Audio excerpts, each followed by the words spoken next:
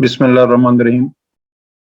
Today we are going to cover our lecture number 6, MGT 301, Principles of Marketing. In the last lecture, we covered about marketing challenges in the 21st century. We emphasized on the rivalry among competing firms in the industry, कि किस तरह की bargaining power of the supplier और bargaining power of जो buyer जो है वो matter करती है. फिर हमने देखा कि थ्रेट ऑफ न्यू एंट्रेंट का क्या इफेक्ट हो सकता है. ये भी हमने देखा कि थ्रेट ऑफ सब्स्टिट्यूट और प्रोडक्ट क्या उसका इफेक्ट हो सकता है आपके ऊपर. तो ये चीजें हम देखी. फिर हमने जो फर्दर डिस्कस किया अबाउट द मार्केटिंग चैलेंजेस या मसले मसाइल ये क्या है. आईटी है, ग्लोबलाइजेशन वाली बात कर दी और वर्ल्ड इकोनॉमीज के ऊपर क्या चैलेंजेस हैं. मोर एथिकल एंड सोशल रिस्पॉन्सिबिलिटी को भी हमने काफी डिटेल में डिस्कस किया. मार्केटिंग लैंडस्केप क्या थे और ये इलेक्ट्रॉनिक कॉमर्स के घर बैठे आप कैसे अपना मार्केटिंग कर सकते हैं, बिजनेस कर सकते हैं, कॉमर्स कर सकते हैं. यानी आप एक कंज्यूमर बैठा हुआ है, उसने लैपटॉप पे बैठा हुआ है या कॉमटॉप या कोई भी चीज है इस पे बैठा हुआ है, उसने जो ऑर्डर दिया फाइनेंशियल इंस्टीट्यूशन ने बताया कि इतने पैसे हैं, ये सारा कुछ है. मीनवाइल उसने फैक्ट्री को भी बता दिया, रिटेलर मैन्युफैक्चरर जो उनको बताया, और चीज जो है ना इस रिटेलर से डायरेक्ट आपके पास पहुंच गई. ये भी हमने डिस्कस किया था. Then global village, definitely the world is a global village. हर चीज आपके पाम में है, बैठे बैठे आप घर बैठे भी कर सकते हैं. अभी कहते it's example of Bill Gates is there, he started his business wire in the hostel. और जो है ना वो भी you can, he is now one of the main key pillar of the world. तो फिर अभी इसके बाद हम आज का टॉपिक जो है ये है strategic planning and marketing process. So for so good. ठीक है जी. तो इसमें हम करेंगे what is strategic planning.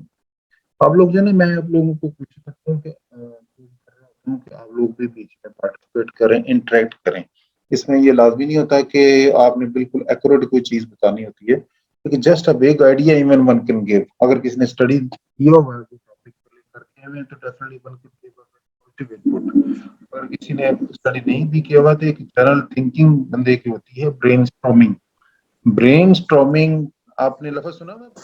Basically brainstorming है. ओके, मैं आपको जस्ट एक छोटी सी एग्जांपल देता हूँ.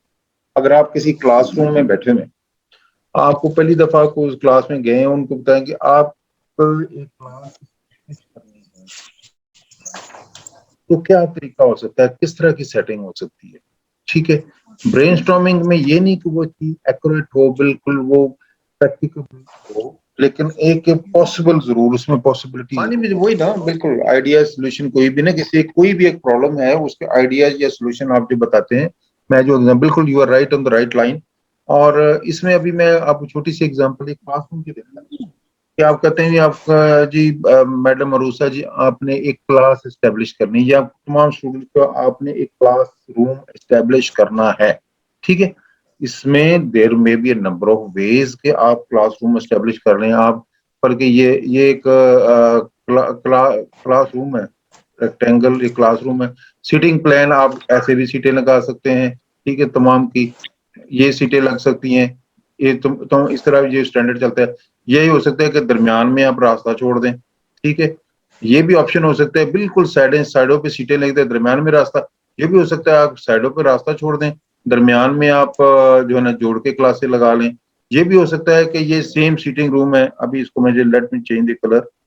अभी सेम सीटिंग रूम है. अभी आप कह रहे हैं कि आप जो है ना ऐसे सीटें लगा लें, कर्व हार्शू पैटर्न में इस तरह की सीटें लगा लें. ठीक है जी. ये भी हो सकता है.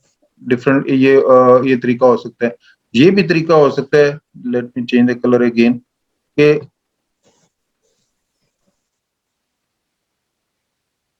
अच्छा जी, ये भी तरीका हो सकता है कि आप कहेंगे जी ऐसे कर भी लगाएं और दरमियान में जगह छोड़ते जाएं.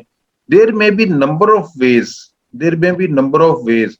ये भी तो हो सकता है ना कि ये आपने जो सीटें लगाई हैं इसको आप जो है ना आप करेंगे जी आप बिल्कुल ये साइड ऐसे सीटें लगा लें, थोड़ी सी टेढ़ी करके सीटें लगा लें. मकसद ये है इस तरह भी कर लें.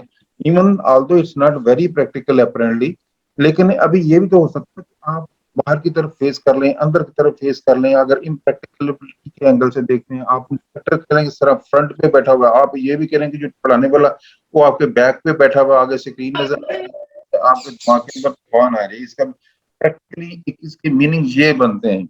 अभी कोई भी क्वेश्चन किया जाए, मीनिंग देयर बाय आपके ज़हन में कोई भी सॉल्यूशन आता है, कोई भी आइडिया आता है, यू गिव द आंसर। उसमें यह है कि आपके दिमाग जो है ना वो खुलता है।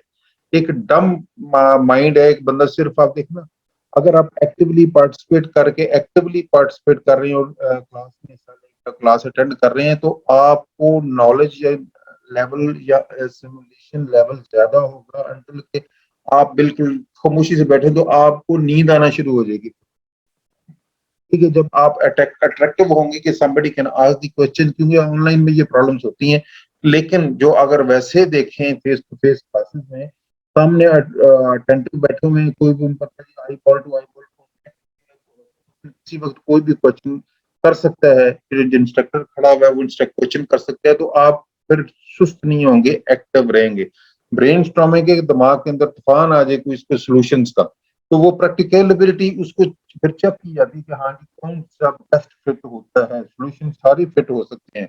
जैसे ये एक एग्जांपल, ओके जी, point a to b, point b जाना है, जाने के लिए क्या तरीके हो सकते हैं जी आपके, भाई भाई रेल हो सकता है। लेकिन उसके बाद आपने देखा हाँ जी बाई रोड के लिए बेस्ट ऑप्शन क्या है, बाई रेल के लिए बेस्ट ऑप्शन क्या है। फिर आपने देखना है कि ये सारी चीजें ऑप्शंस अवेलेबल हैं, आपको आपने जल्दी पहुंचना है। फिर उससे ऐसे वो अपने अपने कंफर्ट जोन को ध्यान में रखना है। अगर आपने पैसे बचाने, जाहिर है फिर उससे ऐसे आप you would select something of that कि जिसमें आप जाएं। ठीक है ना, इवन आप पैदल भी जा सकते हैं पॉइंट ए टू पॉइंट, आप किसी कार्ट पे भी जा सकते हैं, किसी साइकिल पे भी जा सकते हैं, मोटरसाइकिल पे भी जा सकते हैं, कार पे भी जा सकते हैं, टैक्सी पे भी जा सकते हैं, बस पे भी जा सकते हैं। ठीक है, लोमोजीन गाड़ी है जो हायर वो तरह की कर लें, B8 कर लें, BMW कर लें, पोर्शे कर लें, ग्लोरी कर लें, ठीक है, MG कर लें, कोई भी गाड़ी आप समझते हैं उसको हायर करके जा सकते हैं। Meaning thereby there are number of option थी। फिर आपने अपना अब देखना कि आपको रिक्वायरमेंट क्या है, जल्दी पहुंचने हैं, पैसे बचाने हैं, या कंफर्ट जोन में रहते हुए आपने ट्रेवल करना है। तो बल ये ऑप्शंस आपके जेहन में आ जाने चाहिए। फिर बेस्ट फिट जो किस तरह होता है, that you have two way out के कौन सी चीज किस तरह से बेस्ट फिट होता है। स्ट्रेटेजिक प्लानिंग में भी ये चीजें कोई प्लानिंग की जाती है, मेंटेनिंग स्ट्रेटेजिक फिट, नहीं पूरा ओवरऑल एनवायरनमेंट के अंदर आप फिट होते हैं। अभी जो मेन इसमें चीज आ जाती है, what are what we are we going to do, अभी क्या हम करने जा रहे हैं, एंड हाउ। अभी पॉइंट यह है कि जो हमने करना है उसको कैसे करना है। हमने कि एक फैक्ट्री लगानी है shoes making, just an example, अच्छा वो लगानी है, हाउ किधर लगाएंगे, किसके लिए लगाएंगे, हमने किसको पहले ज्यादा टारगेट करना है, किसकी रिक्वायरमेंट है, हमने बेस्ट फिट एनवायरनमेंट में लोगों की आजकल रिक्वायरमेंट क्या है उसको ध्यान में रखते हुए आपने वो लगानी। ये नहीं कि पुराने जमाने के सिर्फ खिड़ियां बनानी शुरू कर दी हैं तो उसकी तो ओवरऑल इतनी मार्केट नहीं होती, सिलेक्टेड लोग यूज करते हैं खिड़ी, तो या लेडीज के एंगल से भी, तो वो सारी चीजें आपने देखना है कि बेस्ट मार्केट क्या है, वो क्या करना है और किस तरह करना है, ये आपने देखने की जरूरत है। अच्छा जी, फिर आगे आ गया जी, not effective planning and planning are failure. भाई इसमें एक ये जो छोटी छोटी ये स्टेटमेंट्स हैं, टर्म्स हैं कि इफेक्टिव प्लानिंग जो है, अच्छा, नॉट इफेक्टिव प्लानिंग और प्लानिंग फॉर फेलियर। अगर प्लानिंग ठीक नहीं है तो वो आप फेल होने के लिए अपना प्लान कर रहे हैं। अगर आपने एग्जाम देना है, एग्जाम की आप तैयारी करने की प्लानिंग होती है कि आप मैंने इस तरह से करनी है अपने एग्जाम की। अगर आपने वो भी प्लान नहीं किया, में से किसी के टोटल 10 सब्जेक्ट्स हैं, ओके 5 सब्जेक्ट हैं एक सेमेस्टर के अंदर, आपने प्लान करना है कि आपके पहले तो आपको पता होना चाहिए किस में आप ज्यादा वीक हैं और किस में आप ज्यादा स्ट्रॉन्ग हैं। बाकी को इक्वल टाइम देना है, जो सबसे ज्यादा आपको ज्यादा टाइम देना है, जिसमें आप रीजनेबल हैं, मैनेज कर रहे हैं। अच्छा, इसमें कि फॉर साइटेडनेस एंड विजनरी, कोई भी आपने काम करना है उसमें फॉर साइटेडनेस होनी चाहिए, दूर अंदेश बंदे को होने, कोई भी काम दूर अंदेशी से करेंगे तो आपको कामयाबी आपके करीब करीब होगी, लेकिन दूर अंदेशी जिधर नहीं होगी उसमें प्रॉब्लम्स आ सकते हैं। मीट कंपटीशन, जैसे कल भी हमने पढ़ा था, कंपटीटर्स या कंपटीशन है, वो भी ध्यान में रखे कि उसमें आपने न्यू एंट्रेंट के तौर, अभी now you are new entrant, पिछली स्लाइड्स में पढ़ने का, पहले कि आप मार्केट में हैं तो आपको थ्रेट है न्यू एंट्रेंट का, अभी आप खुद न्यू एंट्रेंट है। तो आपने वही रिवर्स ऑर्डर में सारी चीजें देखनी है कि जो कि आपको थ्रेट था, अब खुद न्यू एंट्रेंट है, तो आपने किस तरह मैनेज करना है कि जो एग्जिस्टिंग जो लोग उसमें काम कर रहे हैं, जो कंपनियां फर्म्स काम कर रही हैं, उनको आपने किस तरह कम्पीट करना है। ओवरऑल मार्केट शेयर की जो पाई बनती है उसमें से आपने अपना हिस्सा किस तरह लेना है। ये अभी वो आगे आके आएगा कि किस तरह से आपने स्किम या पेनिट्रेट स्ट्रेटजी आपने अडॉप्ट करनी है, किस तरह से आप मार्केट के अंदर इंटर हो सकते हैं, वो भी देखना है। मार्केटिंग फंक्शंस आपने ध्यान में रखने हैं कि किस तरह के मार्केट फंक्शन को अडॉप्ट करेंगे तो आगे हम चल सकते हैं। Then coming over to the strategic planning में from to changing environment, consumers को देखना है, shared goals within organisation that the competitive threat है, एंटिसिपेट द फ्यूचर एक्शन, जैसे विजनरी की बात की थी, कुछ फर्दर एक्सप्लेनेशन है कि आपने कैसे चीजें मसले मसाइल फ्यूचर थ्रेट यानी रिस्क को बात हो, रिस्क का क्या क्या हो सकते हैं वो अभी आपने देखना है। Planning what we are going to do and how we are going to do, वो जैसे मैंने बताया तो ब्रीकी में थोड़ा सा ये दूसरे तरीके से address changing environment, well shared goals, address competitive advantage. Who likes to think about the future? Planning is no fun. कहते हैं ये फन नहीं है, इसको लिखा who likes to think about the future. It is just an unnatural act. Basically कि future के बारे में सोचना, ये इसका बात आई थी कि ये एक नॉर्मल बात नहीं होती कि हर बंदा इस तरह नहीं, जिधर गाइडेंस चाहिए होती है वो गाइडेंस पे ले और उस पैसे दे। ये बड़ी खूबसूरत एक स्टेटमेंट है, ये बहुत खूबसूरत स्टेटमेंट है, दिखने में एक चीज है। ये जो बाकी चीजें होती है ना कार्टून, ये स्टूडेंट्स को अट्रैक्ट करने के लिए या किसी को देखने वाले को अट्रैक्ट करने के लिए ऐसी फनी चीज डाली जाती है, लेकिन if you fail to plan you plan to fail. बड़ी और बस और में अगर आप फेल हो गए हैं प्लान, इसका मतलब यू प्लान टू फेल, आपने फेल होने के लिए प्लान कर लिया। ये स्टेटमेंट समझ आई ना आपको? स्टेटमेंट है अगर आप फेल हो गए प्लान करने में, इसका मतलब है आपने प्लान कर लिया है फेल होने के लिए। ठीक है जी, तो इसको फर्दर मेरे को एक्सप्लेनेशन की जरूरत नहीं है। आप कोई भी जिंदगी में बड़ा कोई भी चीज आप जब प्लान करते हैं तो उसको ध्यान में रखें कि आपने प्लानिंग करनी है तो आपको कामयाबी मिल सकती है। कोई भी चीज प्लान के बगैर नहीं चल सकती। हैपहैज़र्ड चीजें फिर वो हैपहैज़र्ड ही रह जाती हैं, फिर हवा में ही रह जाती है। तो मैंने आपने पेपर अटेम्प्ट करना है, मैं आपको पहले शुरू में बताता हूँ कि जो पेपर अटेम्प्टिंग टेक्निक साथ साथ बंदा बात करता रहता है कि ब्यूटिफिकेशन ऑफ द पेपर, ठीक है, मेकअप ऑफ द पेपर। ये पेपर इस तरह से करें कि आपका वो देखने वाले को अट्रैक्ट करें। मेकअप मीन्स कॉमन सेंस में भी देखें कहाँ जी मेकअप क्यों किया जाता है कि शुड बी लुकिंग गुड। ये मेरी बेसिकली इसकी क्या बनती है, इसमें पेपर के लिए भी सेम फार्मूला अप्लाई करें। मसलन आपने एक ने मिस्टर ए ने किया जी, ए एक पेज के ऊपर शुरू से लिखे एंड तक पूरा भर दिया, कोई हेडिंग नहीं दिया, कोई पैराग्राफ नंबर नहीं दिया, कोई सब पैराग्राफ नंबर नहीं दिया, और एक और दूसरे इंडिविजुअल ने सारा कुछ ये काम किया। जिसने दूसरे ने काम किया वो उसने एक किस्म का पेपर को बड़ा साफ सुथरा मेकअप कर दिया, और जो उसका मटेरियल एक सफे में आना था वो कम अज कम 1.5 सफे सेम मटेरियल उधर चला जाएगा। ठीक है जी, तो वो एक चीज है कि आपने पेपर प्लान करना है भी, उसमें हर पेपर में जो टाइमिंग्स हैं divide equal timings as per उसके जितने हैं उसके फर्ज 2 नंबर का है, 5 नंबर का, 10 नंबर का, कोई भी क्वेश्चन है 20 नंबर का फर्ज किया अगर है तो उसको लिहाज से आप डिस्ट्रीब्यूट करेंगे टाइम, और उसका उतना नजर भी आना चाहिए, राइटर भी उतना नजर आना चाहिए। 20 नंबर के क्वेश्चन को भी आपने एक सफे में मुका दिया और 2 नंबर को भी एक सफे में मुका दिया, तो then you should be ready के उसमें आपको नंबर किस तरह के मिलेंगे, उसी तरह मिलेंगे। दो जिसके 2 नंबर के क्वेश्चन में किए तो 20 नंबर का, तो उसके कुछ 4-5 सफे डेफिनेटली को नजर कुछ बड़ा क्वेश्चन होगा तो उसमें उन्होंने 20 नंबर दिए होंगे ना। तो इसको समझने की जरूरत है कि ये जिंदगी में मन ये फार्मूला अप्लाई होता है कि आप प्लान करें हर चीज को, छोटी से छोटी बड़ी से बड़ी चीज को प्लान करें। अभी आपने क्लास अटेंड की है, ये नहीं कि आपने लिख के कुछ रखा, लेकिन यू प्लान समथिंग। बाकी अपनी जो एक्टिविटीज को, नींद को, कंफर्ट को, घर के कामों को, जो जो फर्ज किया मैरिड है मे बी बच्चों का, उन्होंने सारा कुछ मैनेज किया कि उससे पहले बच्चे भी डिस्टर्ब न करें, और बाकी जो है उन्होंने घर की जो भी एक्टिविटीज अपने आप को एडजस्ट प्लान किया। Then you people are listening this lesson from my side and same goes from my side के मैं भी आपको लेक्चर देने के लिए I adjusted myself. Planning required that future क्या है, determine action that are to achieve objective, को आप ऑब्जेक्टिव क्या अचीव करना चाहते हैं, ठीक है।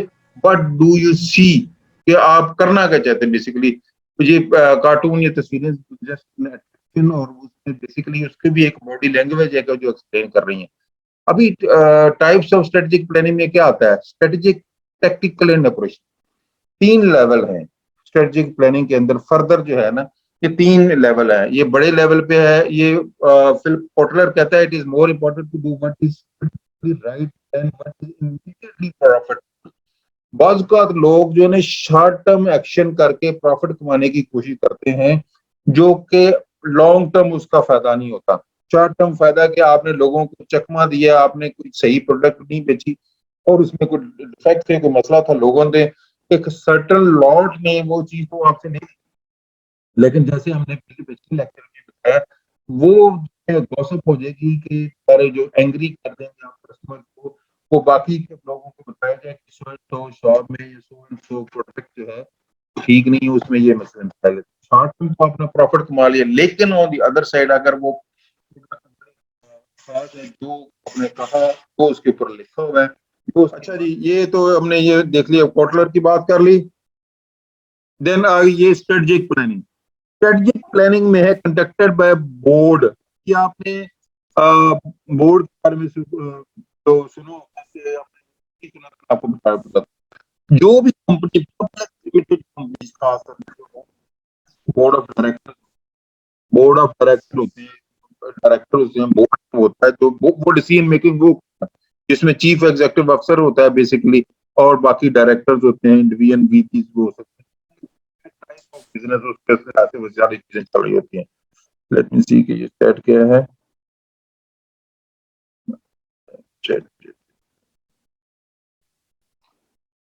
ओके, तो अभी आप देखेंगे इस केस में, आप जो स्ट्रेटेजिक प्लानिंग में आप ये है कि ऊपर वाला जो टॉप हेड है बेसिकली सेट, ये अपने ऑब्जेक्टिव सेट करते हैं, फंडामेंटल स्ट्रेटजी ये बनाते हैं अपने, ये जो डायरेक्टर्स होते हैं, तो ये अपने जैसे मैं बताने जो टॉप हेड, इसको अभी आप देखेंगे, ये अपने फंडामेंटल इनके बोर्ड के भी आगे फर्जर सब कमेटियां भी होती हैं, तो टीम मेकिंग में होती है, मामला को सारे एडजस्ट करके वो आगे चला रही होती है।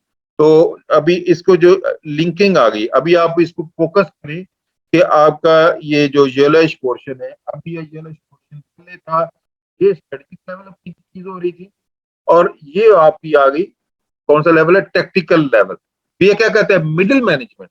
अभी देख रहे वैसे भी ये मिडिल में आ रहा है, तो ये क्या, ये middle management, sales manager, research director, advertising director etcetera, ये एग्जांपल बनती है मार्केटिंग के एंगल से। We have given these appointments के मिडिल मैनेजर, मार्केटिंग के एंगल से बात कर ले, क्या उसमें क्या हो सकता है, क्वार्टरली, सेमी एनुअल प्लान हो सकते हैं, डिपार्टमेंटल पॉलिसीज एंड प्रोसीजर हो सकते हैं, बजट एलोकेशन, तो ये कौन करता है, प्लानिंग में चीजें आती हैं।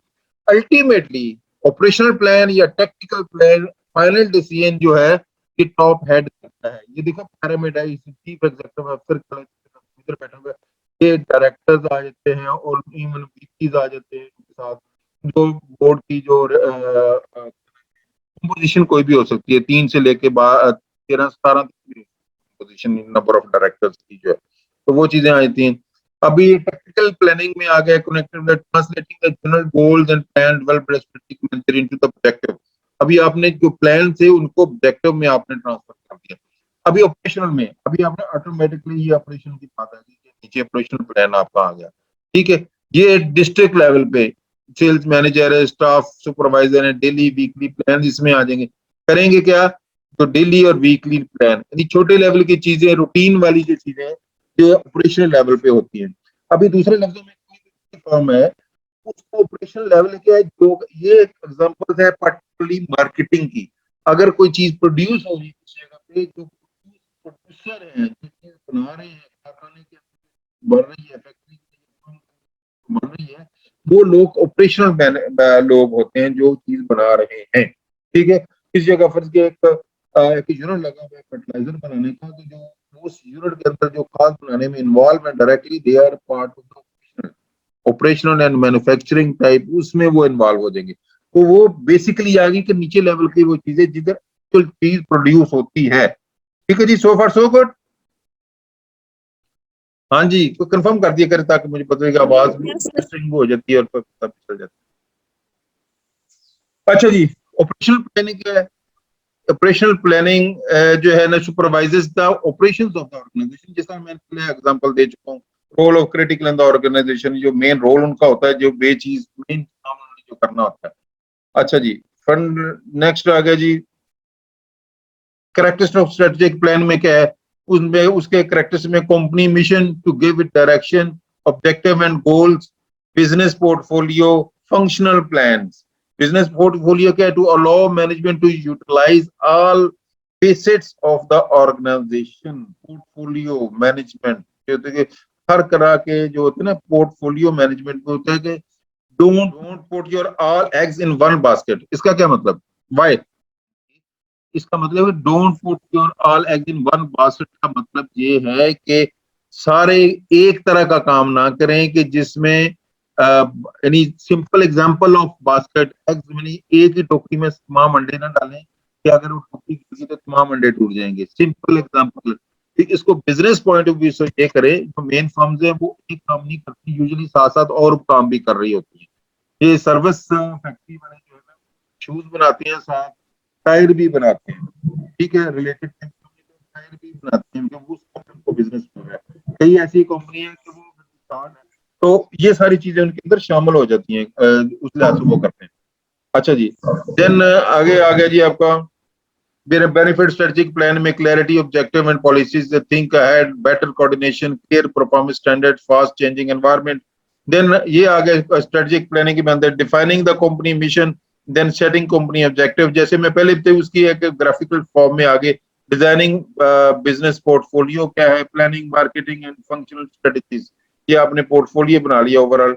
देन आ गया जी defining company business and mission में व्हाट इज आवर बिजनेस, अपना बिजनेस क्या है, उसके कस्टमर कौन से होंगे, कस्टमर की वैल्यू क्या देनी है, और what should our business be, किस तरह का बिजनेस होगा। ठीक है, मिशन स्टेटमेंट बनाएंगे, क्लियर मिशन स्टेटमेंट दीजिए, मार्केट डेफिनेशन होगी, product and technology can become updated, avoid being narrow और too broad. Then defining company business mission में आ जाते हैं, मार्केट ओरिएंटेशन है, रियलिस्टिक है, स्पेसिफिक है, fit market environment, motivation, characteristics of the good mission statement. अभी क्वेश्चन ये कि मिशन स्टेटमेंट कैरेक्टरिस्टिक्स क्या हो सकते हैं?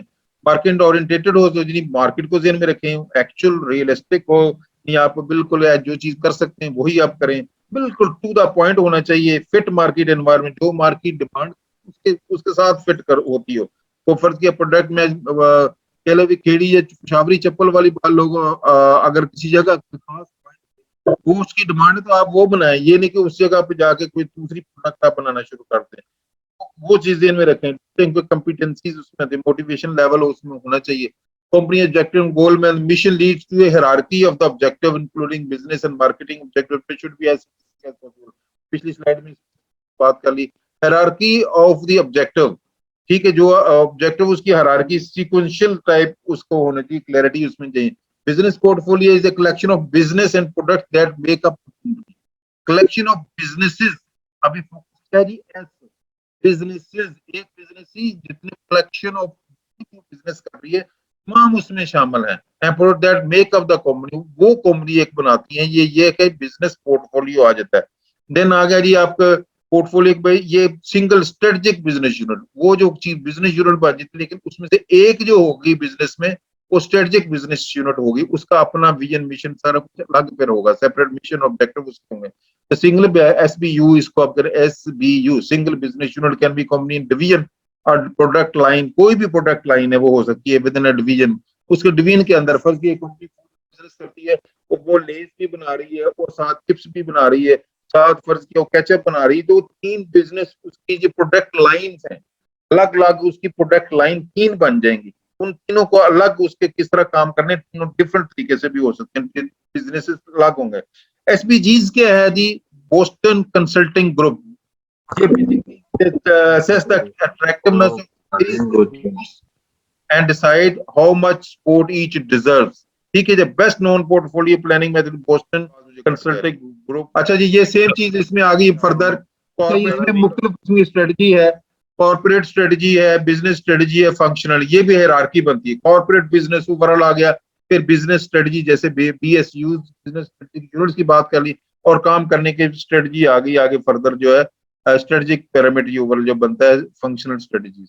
ये भी ये ऊपर वाली आ गई जी आपको कॉर्पोरेट, और ये टॉप लेवल पे ये आपकी आ गई बिजनेस लेवल पे, और ये आ गई आपकी फंक्शनल लेवल पे, ये आपकी हायरार्की बनती है। वो जो तीनों चीजें थी इसको बेस्ट फिट किया कंसल्टिंग ग्रुप। अभी ये बड़ी इंटरेस्टिंग स्लाइड ये आ जाती है।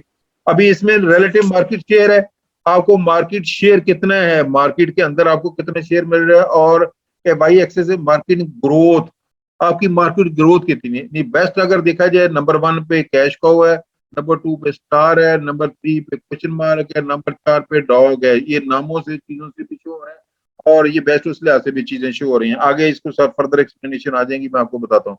अभी सैमसंग की एग्जांपल आ गई, तो उसका जी मार्केट ग्रोथ इसको उसने डिफरेंट लेवल पे ले लिया कि आपने ये देखो ये कैसे चीज कैसे मूव की है।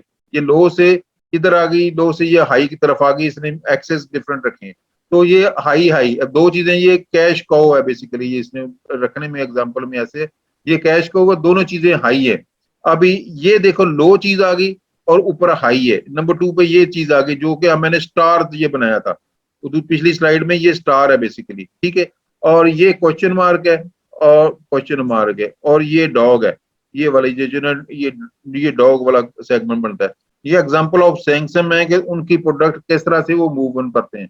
अभी ये चीज आगे रिलेटिव ग्रोथ में आ गई, ये कि कोई भी चीज इनिशियलाइज जब करते हैं तो वो क्वेश्चन मार्क बनती है कि उसका पता नहीं वो कैसे चीजें होनी है। उसके बाद वो चीज मूव करती है फर्दर किसकी तरफ, स्टार की तरफ, स्टार से वो कैश की तरफ आ जाती है, और बिल्कुल जो डाइवर्स हो जाती है वो डॉग में चली जाती है, बिल्कुल बिजनेस बंद बेड़ा गर्क हो जाता है उसको इस तरह। अगली स्लाइड में मैं एक आपको मैं एक्सप्लेन करने की कोशिश करूंगा, इससे नेक्स्ट पे भी। अभी देखो ये कोई भी स्टेजेस होती है, इंट्रोडक्शन स्टेज में क्वेश्चन मार्क है, जैसे मैंने बताया कोई शुरू में क्वेश्चन मार्क है, कोई पता नहीं किधर जाना है। देन ये स्टार आ गया, स्टार में एक चीज ग्रोथ होनी शुरू की, कैश को आ गया, कैश को के अंदर ये main maturity, main business top level पे भी देखेंगे, मेन आपका टॉप पे चीज कौन की, और ये बिजनेस की मेच्योरिटी किस में आ गई, कैश को के अंदर। और उसके बाद डाइवर्स या डॉग यानी चीजें डिक्लाइन की तरफ चलेगी। अगली स्लाइड फर्दर इसको एक्सप्लेन करेगी। अभी ये दोनों स्लाइड मैंने इकट्ठी की, जो अभी देखो ना, ये आपकी इंट्रोडक्शन फेज, और ये है आपका क्वेश्चन मार्क, ठीक है। बोस्टन मॉडल में ये देखें, आपकी जब शुरू में काम है तो क्वेश्चन मार्क है, क्लैरिटी नहीं है चीजें की, लेकिन जैसे ही उसकी ग्रोथ शुरू हुई, बिजनेस के अंदर ग्रोथ शुरू हुई, तो आपकी आपकी ये जो ग्रोथ थी स्टार, ये स्टार जो है ना इस तरफ आ गया। अभी इसमें ये 20% अभी देखे ना, इधर 20% है, 10% है, 0%। अभी तीसरी एक एग्जांपल इसमें अभी क्या होगा जी, तीसरी अगर हम चीजें देख लेते हैं। ओके, अभी ये कैश का हुआ है, ये आ गई आपकी ग्रोथ, ये ग्रोथ में आ गई। सॉरी अभी मुझे माउस की वजह से ये प्रॉब्लम हो रही है, तो ये आपकी आपस में कंपैरिजन करना बहुत जरूरी का, अंडरस्टैंडिंग लेवल बेहतर होता है। ये डॉग है, ये डिवर्स है, अभी देखो वैसे डिवर्स कर गई, ये डॉग है, तो ये डॉग साहब जो है ना इधर बैठे आ गए, इधर आ गए, ये डिक्लाइनिंग की तरफ चीजें कहते हैं डॉग। इसको बड़ी बात है, बिल्कुल वो लफ्ज आप समझते हो, बोलेंगे तो आप ज्यादा समझ आ जाएंगी सेम वर्ड। ओके जी, this is the last slide of I think so, हाँ this is the last slide of today। और ये the most interesting thing is this, इस इन चीजों में आप देखें ना, ये आखिरी जो बोस्टन मॉडल है बड़ा इंटरेस्टिंग है। इसमें थोड़ा सा ये दोनों स्लाइडें कंबाइन करके समझाने की इसलिए कोशिश की कि आपको अंडरस्टैंडिंग लेवल क्लियर हो जाए कि शुरू में क्या होता है, उसके बाद ग्रोथ होनी शुरू हो जाती है, फिर मेच्योरिटी है। कोई भी प्रोडक्ट है या कोई चीज है, यूजुअली ये होता है कि अल्टरनेटिव से दरमियान में वो बूस्टर नहीं लगाते, तो वो उसका डिक्लाइन जरूर आता है। क्योंकि डिक्लाइन इसलिए आता है कि न्यू एंट्रेंट भी आ जाते हैं, और आपका मार्केट शेयर पहले तो बहुत ज्यादा होते हैं, फिर आस्ता आस्ता मार्केट शेयर कम होता है कि तमाम लोग उसको लाइक करते हैं। ओके जी, तो हमने ये पढ़ा था, ये पिछले लेक्चर की कुछ चीजें थी, वो हमने सॉरी स्ट्रेटेजिक प्लानिंग पे टॉपिक स्ट्रेटेजिक प्लानिंग को हमने टच किया, उसमें बताया कि वो डू एंड हाउ कैसे हम बिजनेस करना है और why to plan, planning to fun, ये बड़ा इंपॉर्टेंट था। If you fail to plan you plan to fail. अभी इसी पे हम अपना लेक्चर चलाते जाते हैं। What do you see strategic level पे, टेक्टिकल लेवल पे, ऑपरेशनल लेवल पे प्लानिंग कैसे होती है। ये पिरामिड होगा, टॉप मिडल में आपकी टेक्टिकल आ गई और ऑपरेशन लेवल जो है ना ये बॉटम पे आ गए, जो हमने एग्जांपल डिफरेंट किस्म की दे दी।